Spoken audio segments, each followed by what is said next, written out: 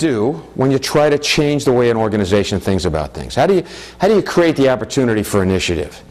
And the analogy that I like to use is picture, I don't know, maybe a 50-ton bowling ball, all right, that's going in some direction. Okay, maybe headed straight at you. So here comes this bowling ball, and it's headed straight at you, all right?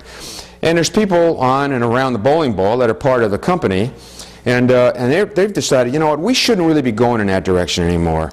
We should really kind of go off in this direction. So we've been going, you know, west or whatever, and what we really should go is kind of go southwest.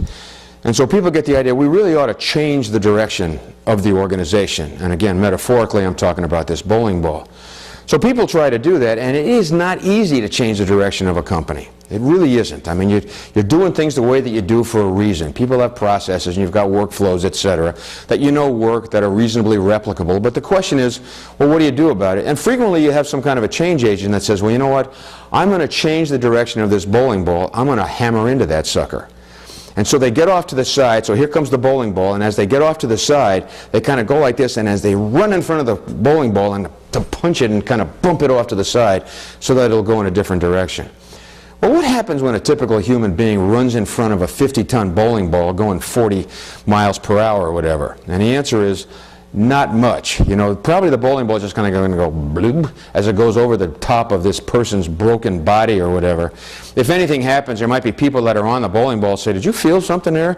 And the other person says, no, I don't think so. Oh, wait a minute there. We did seem to crush that guy. He's behind us now. And so being a change agent and kind of taking the risk and taking initiative sometimes can be kind of tough to do. About the best you can do with most organizations is get along that bowling ball in the direction that it's going and just sort of nudge it and be patient and hope that in a modest amount of time you can get this thing turned, but we have to be willing to do that.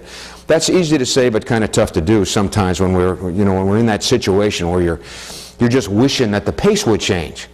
And a lot of times, people that are close to the customer, that are, really the reason that the whole organization exists, by the way, is to create that minimum amount of space between the customer contact person and the customer, where you're 3 feet away or whatever, and you have an opportunity to influence what's going on. And people that are there at that end say, why don't they fix us up there in the palace, in the corporate palace? Why don't they do something about this? Why don't they give us more resources? Why don't they give us more time? We need more staff. We could like to lay this out a little bit differently from the way that it is here.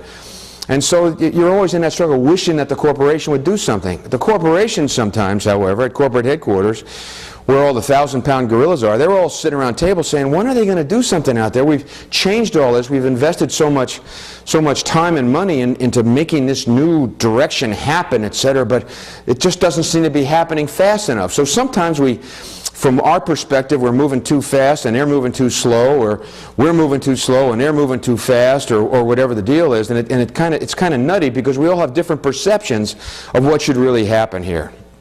And it kind of reminds me of a snail that winds up on the back of a turtle. All right, so picture there's a snail on the back of a turtle, and so the snail's up here and the turtle's moving along at his pace, but compared to a snail's pace, that's pretty quick. And you know what a snail says when it's on the back of a turtle? The snail kind of goes, whoa, whoa, whoa.